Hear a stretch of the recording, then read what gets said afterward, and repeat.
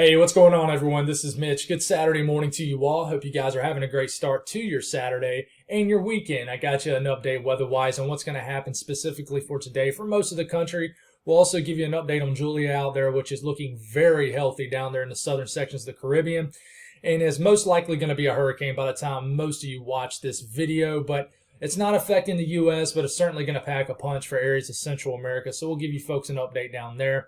And I can tell you ahead of time, not much going on in the immediate U.S., guys. It's going to be a phenomenal day if you're, taking a drive up to the mountains to check out the fall foliage. If you're just doing outdoor activities, fall cleaning, whatever you may be doing. And if it's outside, chances are you're going to have a great day doing it because it's going to feel great with a cold front, things like that. But we'll give you an update, break it down region to region. If you guys have not subscribed, certainly consider doing that.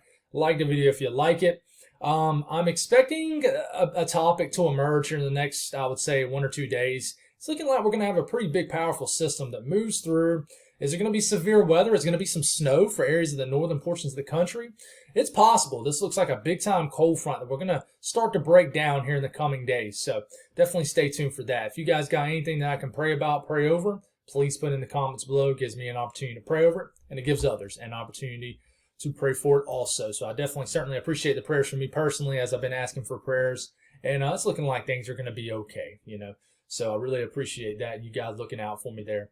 Looking at the U.S., Central America, the Atlantic, even the Eastern Pacific, your eyes immediately go to this. And certainly for good cause, this is Julia. Julia is looking very healthy, some extremely high cloud tops and cold cloud tops. This thing has really breathing. We talked about how, most likely this was going to have an opportunity to develop at least at a moderate pace in this area and is right smack in the middle of the southern sections of the Caribbean, and it is intensifying, and it has some intense convection. Max wind speeds now up to 90 miles per hour. If it goes up a little bit higher, that's Category 2 status, and I've been talking about how this could very sneaky-like become a Category 2 hurricane. So Nicaragua right here, Honduras, El Salvador, Belize, Costa Rica, you guys need to watch out. But this is heading right towards Nicaragua and it's going to pack a punch and probably the most high-impact tropical event since those 2 hurricanes you got in 2020 hurricane season, which that won't compare to this. But this is still an intensifying storm upon landfall. So this is going to, I just hope you guys are prepared down there. Please be prepared. This is going to not only cause heavy rain, but this is going to be some strong winds too. It's not just some weak tropical storm moving in. And here it is, the latest forecast from the National Hurricane Center. You got hurricane warnings up for, most of the coastline, most of the middle coastline of Nicaragua, or the central areas, whatever you want to say.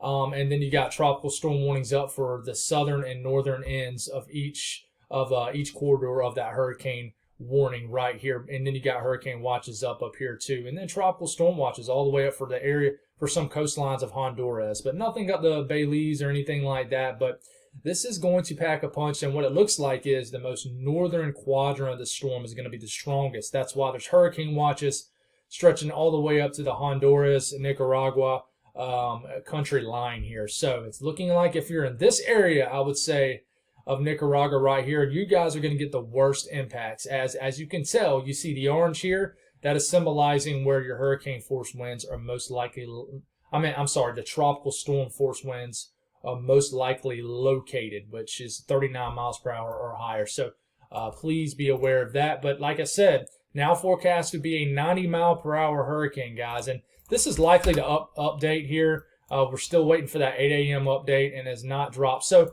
chances are, this might be a hurricane. It might go up another 15 miles per hour. I would not be surprised. I mean, like I said, this thing looks very healthy on a satellite out here. And to me, it looks like a hurricane. So that's why on the thumbnail, I actually said Hurricane Julia, because this certainly looks like a hurricane. Excellent outflow, very healthy and ventilating storm out here in the Caribbean. So let's go back to the U.S., break it down section to section, but we're pretty much going to fly through this because there's not a lot to talk about. The only area that could see some rain today is far southern sections of Florida.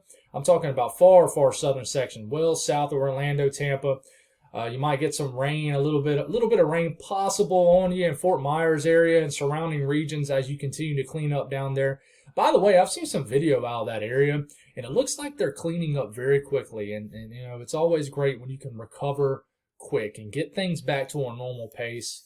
Of course, it'll take years for it to really get back to normal there, but they are certainly, I think they already built a bridge back up. It's pretty incredible. So prayers continue for those folks down there as they recover. But thankfully, I think, and this is going to sound kind of not harsh, but they were saying, I think 12, 18 hours after Ian made landfall, that they expected the death toll to be in the hundreds. I think it officially did just reach triple digits, but thankfully it's not literally hundreds of people dead. Over 100 people dead is bad on its own right, but I think what they feared originally wasn't the case. So we're thankful for that, but it's still a very sad situation for people who just really couldn't evacuate or just chose not to. So, I don't pretend to know everybody's circumstance down there. I don't, I just don't. Everybody's got their own reasons for everything, but certainly hoping for the recovery to continue down there. But the Northeast, maybe some rain showers out in Cape Cod, but other than that, that'll clear out. And there's some snow not too far away from the Northeast, but it is going to be chilly in the Northeast today. I wouldn't be surprised if some snowflakes somehow fly around these higher elevations up here in the interior Northeast and New England areas for sure. But overall, I don't think we're going to get any snow like maybe we kind of thought a few days ago, where we thought maybe we get our first widespread snow maybe in the Adirondacks, White Mountains, things like that. But still very chilly. Rain for the south central U.S. There'll be some rain showers around for areas of western Oklahoma, again, the panhandle of Texas. We've seen this pattern the last few days. So expect a little bit of rain shower activity in these areas, but not a big deal at all.